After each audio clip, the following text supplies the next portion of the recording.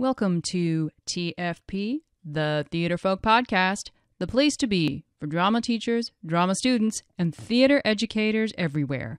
I'm Lindsay Price, resident playwright for Theatrefolk. Hello. I hope you're well. Thanks for listening.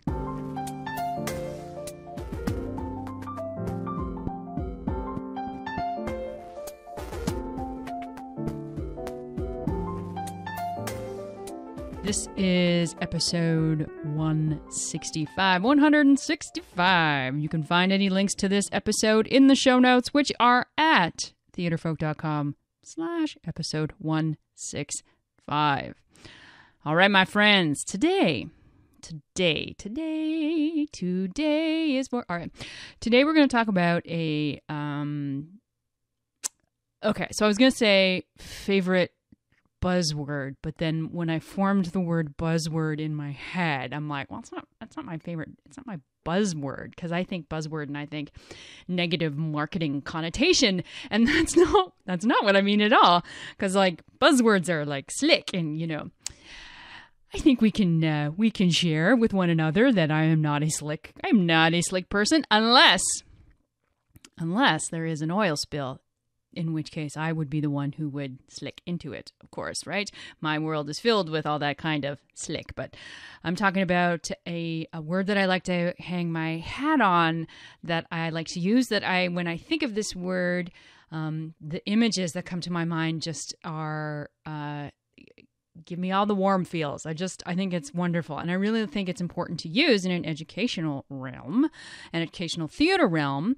And that word is community. I love the title of this particular podcast. Theater is community. And I love thinking of a production, of a drama club, of a drama class as a community. And our guest today, Michael Wehrli, also loves the word community. And when he creates work with students, that's his keyword or hat-hanging word or his word of the day.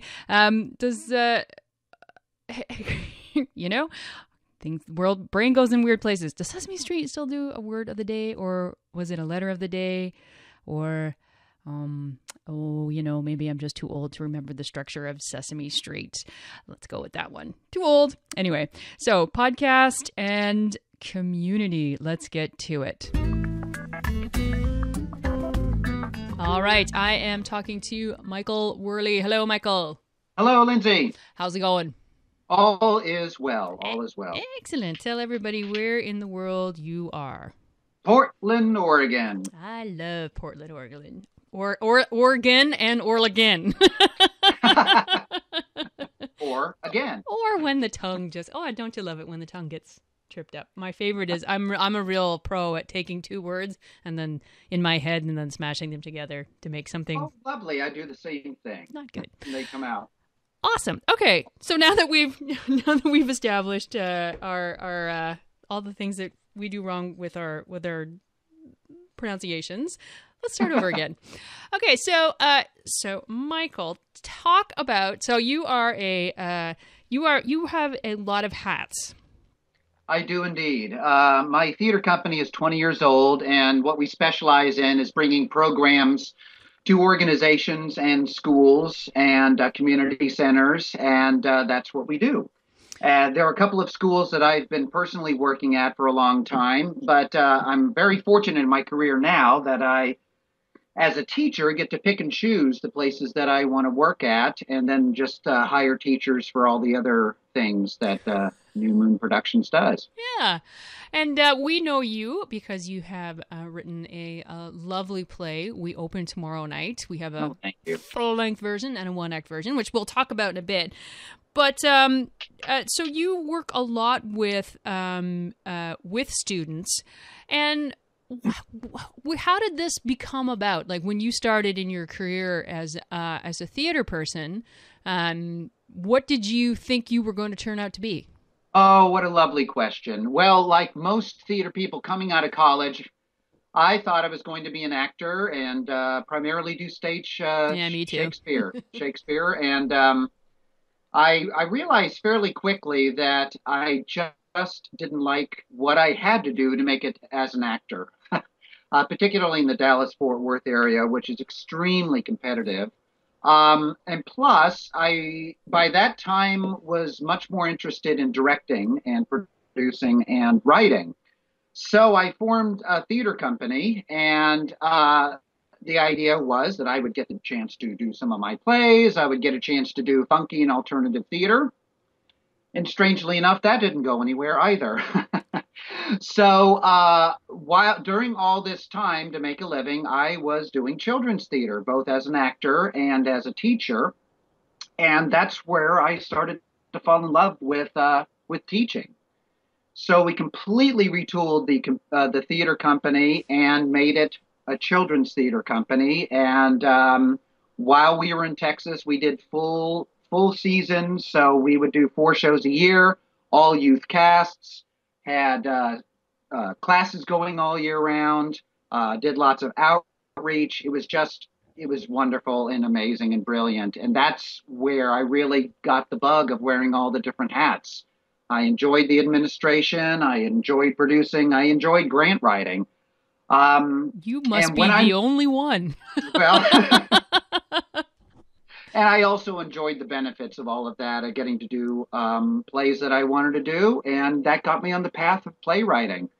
And then when I moved to Oregon, I wanted to simplify, not wear as many hats. So that's where I honed it down and decided, all right, I'm not going to have a theater space any longer. That's just too much work. And I'm just going to concentrate on bringing programs to organizations. And then slowly, after about 6 years of living here, I was able then to finally just pick and choose exactly the projects I personally wanted to work on and then just administrate everything else. And that's where I'm at now, and I'm loving it. I'm very blessed to make a living in the biz this way. So, what is it about the teaching aspect that caught you? I think it was simply the joy of seeing the kids get the realization, to really get it, that theater really is about collaboration and listening to your partner. I enjoy directing, so that was another avenue for it. But for me, it was the realization once a child is able to get to the point of just either getting their role, understanding what they're doing, pretty much any realization that they come across during the rehearsal period gave me as big a thrill as I had ever had as an actor. And also experiencing, and I can only, of course, speak to the Dallas-Fort Worth area, witnessing teaching methods that I'll just say were not effective. We'll just leave it at that. Yeah.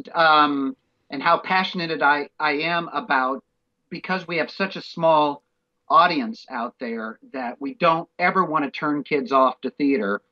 And some teaching methods tend to do that. And that's another thing I'm very passionate about, is I want them to walk away with loving the medium, whether they decide to pursue it or not, at least enjoying the fact that theater is wonderful and cool and brilliant, and that they can participate in any way, shape, or form as an audience member or as an actor or any of the above. Well, there's so many things that they can learn, like just as you say, just a simple realization. There's no greater exclamation than a young person realizing that they get something, or that they have have a community, or that yes. it just is. I totally agree with you that there's no greater joy, I think, is that whether it's we're seeing a student do that, or having a student interact with one of my plays, I'm not. And it's a great realization for me to go, I don't need the big production. I don't need Broadway. I need this wonderful exploration, and seeing a student realize something for the first time is pretty awesome. Very well said. And I'd love to speak to the community aspect of it too, because that's equally important to me. And even more so now, but it definitely was in Texas. But the community building, to back up a little bit, My theater company was in the south of Dallas, an area back then, 20 years ago, that really had no presence. Certainly had no theater presence, and it definitely did not have a youth theater program of any way, shape, or form. And I watched families come together from all economic levels, all ethnic, and come together for a communal cause and forge new friendships, understand that all points of view are welcomed and that we can accept them all and understand them all. And it's, well, I'll just say again, that's the thrill I got from bringing uh, theater through my teaching. And it's even stronger now because a lot of the schools we serve are Title I schools and very, very high poverty families. And a lot of the schools simply would not be able to afford arts other than our theater company coming on in. And we supplement a lot of what we do with grant money. So we can offer very low cost, or in some cases, no cost theater programs for schools. And the turnaround in behavior in the schools, the acceptance of other cultures and understanding. And of course, Lindsay, you know all of this. It just makes a huge difference for that community and that school, having a theater program of some form in the school. You know, it's so funny. I think it's the thing that we, you know, when we're involved with theater, it's sometimes the thing we don't think about consciously, that community thing. You know, particularly when we get out into the world, when we're all alone, you know, because like, we're trying to make a living as an actor alone. We're trying to make a living as a playwright alone. And that when you get right back down to it, when we all, I think that all of us who circle back around into education is that the ability to give somebody a home and the ability to provide tools to have a student be a part of a community and then go out and build their own community. It's astonishing. Yes, yes, and yes. Yeah. So, okay. So let's talk about that. So what are some of the things that when you're working with students and when you are going into some of those schools, which might not be able to provide, avoid the arts. Oh my God, not the arts. Not the arts. Who aren't able to provide arts programs. So you're working with students who don't have a lot of exposure, I'm guessing, to the arts. No, that's very true. Particularly theater. Yeah, yeah. But if they've been exposed to theater, it's been a teacher that has begrudgingly taken on doing, here they teach the Oregon Trail and also the history of Portland. So there are some dreadful plays that force kids to do with minimal rehearsal. And you mean there isn't great theater? There isn't great theater in exploring the Oregon Trail. I worked with a group of kids that wrote their own play about the Oregon Trail. And so they should. It was really charming. It was lovely. Okay. But when I come into a school, the first thing for me, is to show them my passion about this art form. And I tell them a little bit about myself and that here I am at 52 and I'm still as passionate, still happy, still as excited and thrilled about every new theater project that I get. And from there, I also put down my guidelines for what I'm intending to bring to the class. A lot of what we do are production classes, so I'll go down. This is my expectations of how rehearsals are going to run, when lines are going to be learned, et cetera, et cetera. And then I tell them, here's what I'm going to bring to the table. You guys are going to have costumes and props, and I'm going to do my best to encourage you guys and your creativity and to solicit your opinions on things. So right from the bat that they know they are not just passive in this, that they are participants, full participants in the end product, and that the end product is what all of us are working towards. And the ancillary benefits of that are that we have this great experience, we are making friendships, we get to express ourselves. And so basically I'm going over all of that with the students. And then I'm very firm about enforcing an environment that will be conducive to that. Hey, you know what? I wanted to reiterate one thing that you just said, which I think is really great, in that you're explaining to them what they have to bring to the table, but you're also telling them what you are going to bring to the table. Yes. When you're talking about a community, like it's just not you guys are going to do all the work. I'm going to do work too. And does that help? I've just never heard it expressed in that way. And I think it's really great that we're all going to work together. Absolutely. And I want them to know what my participation is going to be. I don't want them to simply think that, well, it's Bossy Michael telling us what to do. That I am as invested in this process, in the outcome of the process and the experience itself as they are. I want to have a good time. I want to enjoy this. I want you to walk away as a student, as a cast member, thinking that theater is a wonderful, cool, a magical process. I would like you to walk away thinking that you did the best job you could possibly do and that you contributed to the whole. And that people are walking away not just saying that was a good kids play. They're walking away saying that was a good play, period. Let's take the word kid out of it. They just enjoyed it because it was a good story and these cast members rose to the occasion. So I'm just showing them my passion, and I'm also showing them I am equally committed. And you're also laying down or making sure that there is some rules enforced. Oh, absolutely. And in fact, I make them sign a contract. I call it a heart contract, and I basically go over it with them. On the contract, it states what the goals are. Typically, the goals are that we have fun, that we are working towards a wonderful play, and that everybody in the play is having a good experience. And then I put down what my guidelines of the rules, and the rules are all positive. So there's not a single don't do this on the rule list. It's typical stuff like respect each other, respect the space, learn your lines on time. If it's elementary kids, keep your hands and feet to yourself, stuff like that.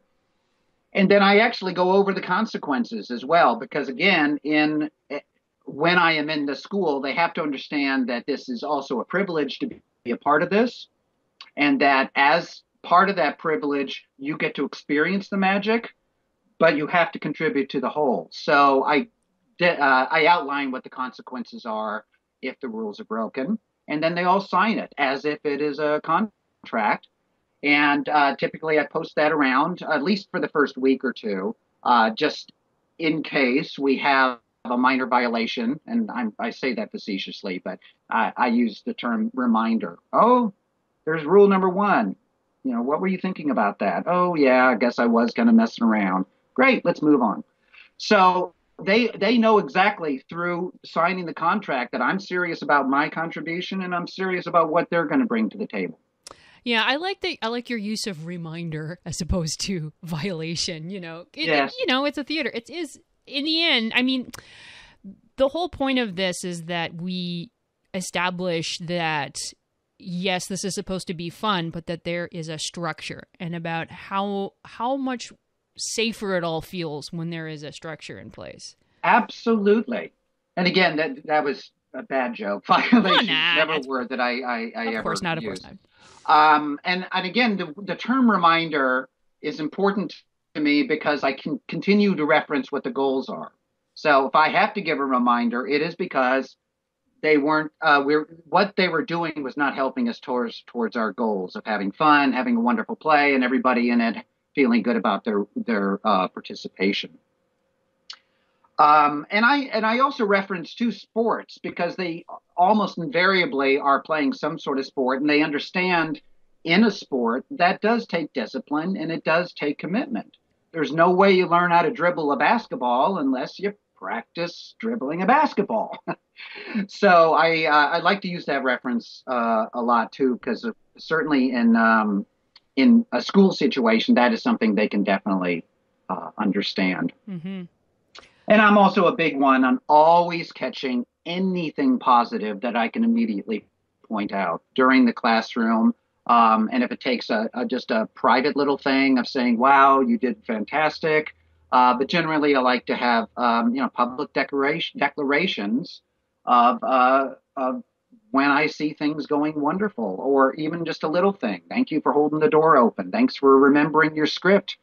Little things like that I can point out. And Uh, I, sometimes I'm as anal to actually keep a list so I can make sure I have given compliments to everybody in the class. Yeah. No, well, people, they're not stupid, and they notice everything, and they remember everything.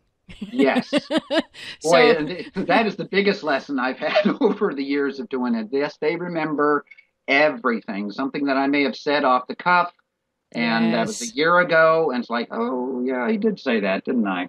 It's something that I have to constantly, and I'm not very good at remembering this. It comes back time and time again where someone will come up and said, "You said this to me a year ago, and it's kept me going for a whole year." And I'm like, "Holy cow! Wow. I said a tiny little thing that I could never possibly remember, and Hmm. that student has kept that one sentence." And it's like it goes the other way too, like if you're flippantly, if you think you're being flippant and a joke, giving a joke, and that they take that to heart just as much as the good things. Oh yeah, yeah. In fact, I kind of like it when they call me on that too. If I have done a joke that somehow it was misinterpreted, and they said, "But you said this," and it's like, "Yep, you're right. That was, I'll either apologize or own up to it, or at least share with them why. Well, here was my thought process there, and obviously I didn't bring that across. Well, if you So I'm want, it's all about if you want their trust and you want them, if you want them to come to the table and bring everything to the table, it's the same thing. You have to do the same.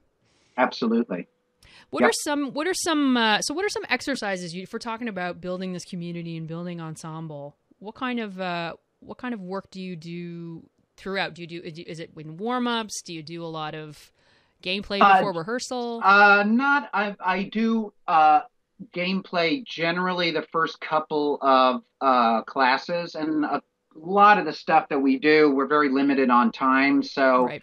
rehearsals are anywhere from 30 minutes to an hour, and if I get an hour 15, I'm jumping for joy. But generally, it's between like 30 to 60 minutes. So So do you warm up. do you like have to have like a pretty rigorous is not quite the right word. Disciplined, I guess. Do you like get into a discipline and a routine so that they respect the time as much as you do? Absolutely. I mean, they know from the minute they walk through the door.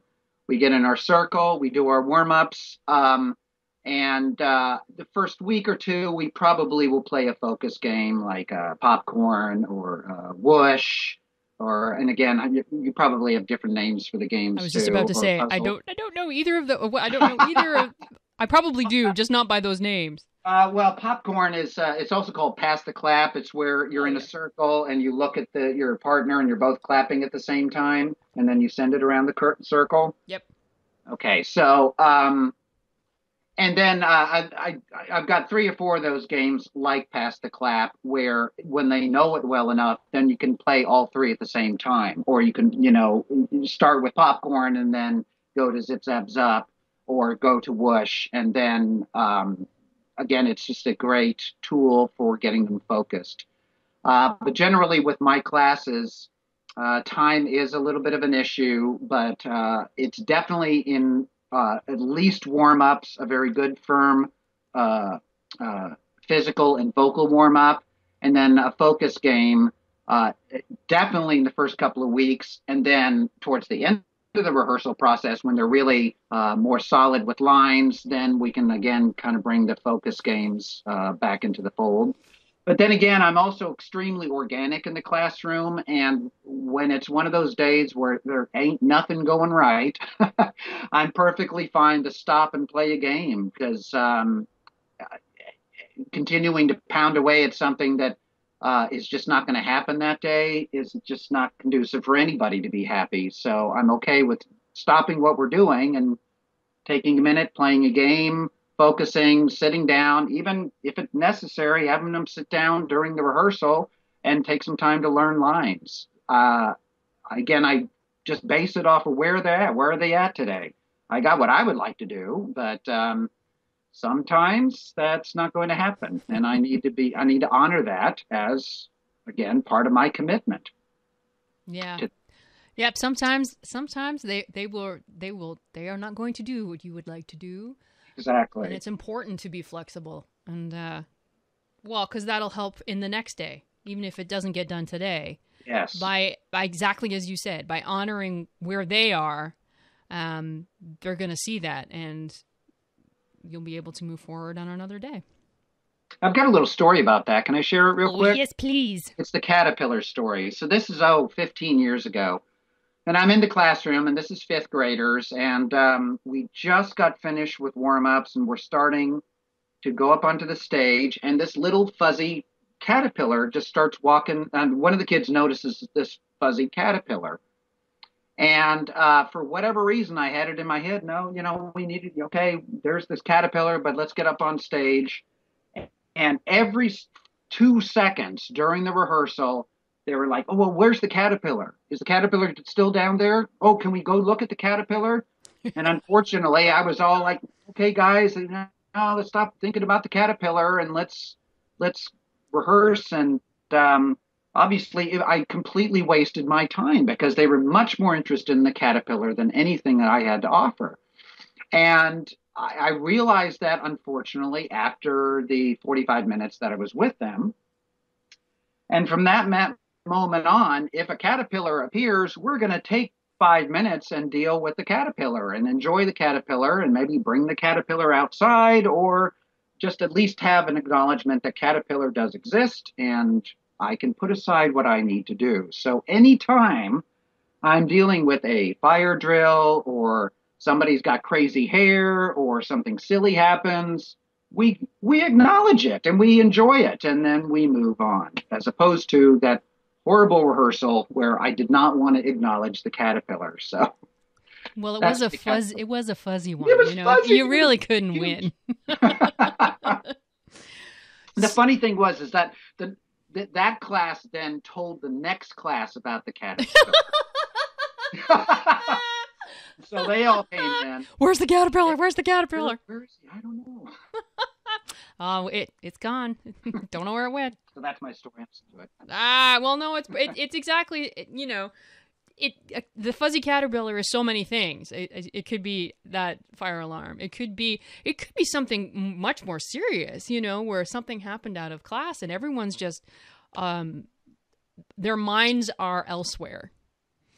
So I like that. I've had that experience too, where I've had literally an entire class for 30 minutes crying because of a big to-do fight prior to my coming to me. So that was our rehearsal. And sometimes it needs to be. Yep. When you were working on We Open Tomorrow Night, did you work from a school from the beginning? I was working with a school doing a celebration of their fifth and sixth graders, moving on. And they wanted to do a talent show, but they didn't want it to be a standard talent show because they had all these kids who just wanted to do a play.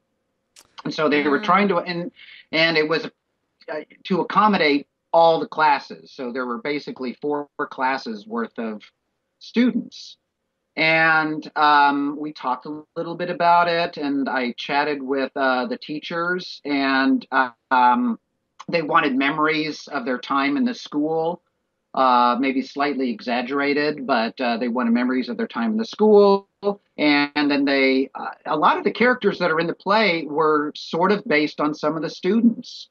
Like there was a British girl, and she tended to use British slang. And there were a couple of boys I remember who just had all these great ideas of what they wanted to do in the talent show. And so while I was trying to cull all this information down, it just kind of struck me that, well, why not let the play itself be the talent show? Yeah, it's a very unique piece in that it has the theatrical shell, and it's very specific to a journey, and yet that there are also these opportunities for students to do their own thing. And it comes up a lot. Like we get calls all the time, where so and so is like, well, your play was such and such a play was so inspiring, and they want to add and they want to do this, and it's like, well, you can't really. That's not really right. the that's not there. And how awesome to have a play where you can go, yes, here you go. You want to add? There's your slot for your own thing. And it's really interesting that you talk about, listening to the students. Again, it's all about listening to the students and sort of getting there, having them come to the table, and then you're going to sort of meet them halfway to sort of make this process. I love doing that because their creativity has no bounds. Yeah. I mean, for those of us like you who have been in the business a while, I mean, sometimes that producer brain wins out over playwright brain, right? Especially if I know I'm going to produce this work. But the kids come in there with the sky's the limit. Why don't we put in this? Why don't we put in that? That's where all the nuggets and jewels came from any time I've created a play with the students, and somewhat from that situation too. It was just mainly pulling the nuggets as far as personalities and characters from the kids, as opposed to so much of the structure. But in other things I have done with students, the jewels have always come because there is no boundaries with them. Anything is possible on stage to do and to tell. Well, and I love that. I love them coming to the table with a clean slate like that. Well, it also means that they felt that they could say anything, because they don't always feel that. They learn quickly when they're going to be shot down. So, right. And I'm very careful with that too. When I've got a classroom full of kids, it's another one of those things we're setting down boundaries. So the first thing I say to them is we're not going to say the word no. So whatever you offer, even if it's to have the Eiffel's Tower on stage with elephants, we're not going to say no to that. We're just going to simply accept that everybody is sharing their ideas, and then we'll go from there. And that definitely opens the door. And then I also actively solicit the kids who are not as comfortable with sharing in front of their peers too, just so they have a moment or a possibility of sharing. Or if they're not comfortable with that they can write it down and give it to me. That's a good idea, actually. That's a great idea. It's really important to make sure that, because those are the students who sometimes it's not that they don't have the ideas. They have the ideas. They just it's the scenario that might not be, or the situation which might not be comfortable for them. And that was totally me when I was in school. Even in high school, when the theater bug had already bit me, I still had those moments of, raising my hand and giving my opinion in front of my peers was still very challenging for me. And there are even times today where that creeps up. Not as much, thank goodness, but certainly when I was in school, it was that was a tough one. So I know exactly what it feels like. Oh yeah, and because you never forget what it's like to be laughed at. No. Never. How long did you work on the show with the students? That was like a 3-month process. Because I remember, let me see, I started before the holiday break, and that's where I talked to the classes, kind of felt them out as far as what they wanted to do.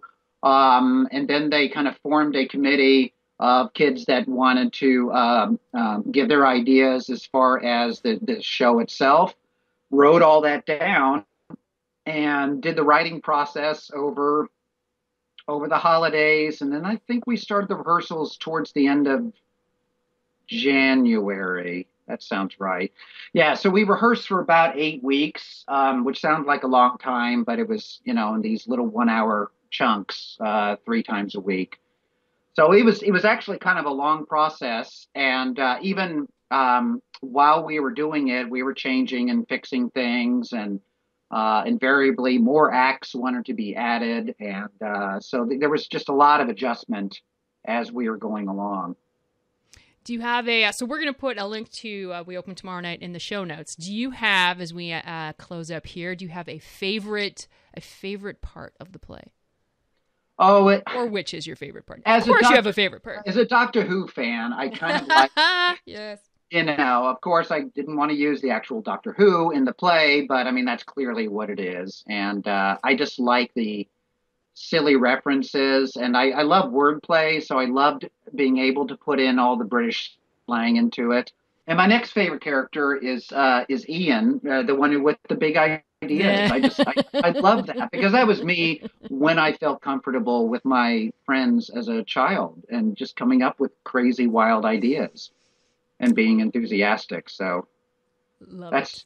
But I love them all. Love it. I spent many a day watching Doctor Who as a teenager. So, whenever there's a spanner in the works, I'm right there.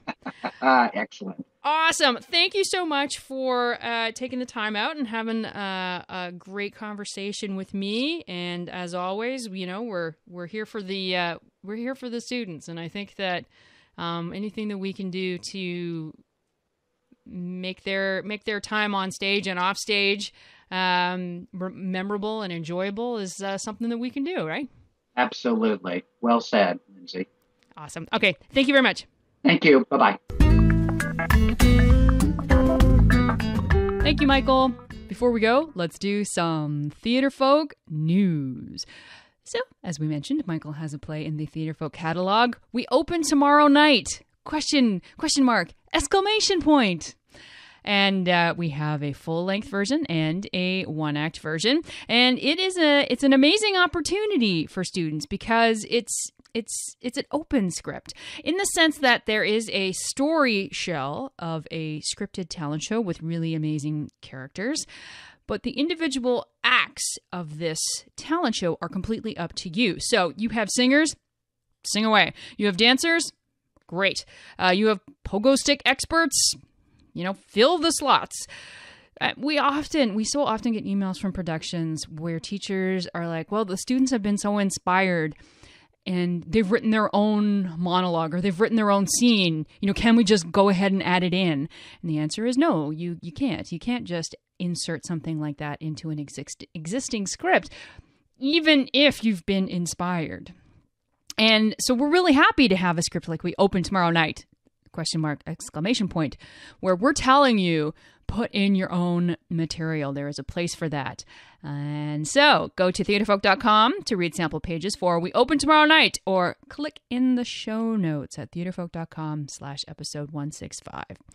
Finally, where can you find this podcast? We post new episodes every second Tuesday at theatrefolk.com and on our Facebook page and Twitter. You can find us on youtube.com/theatrefolk and on the Stitcher app. You can subscribe to TFP on iTunes. All you have to do is search for the word Theatrefolk. That's what we are, right? And that's where we're going to end. Take care, my friends. Take care.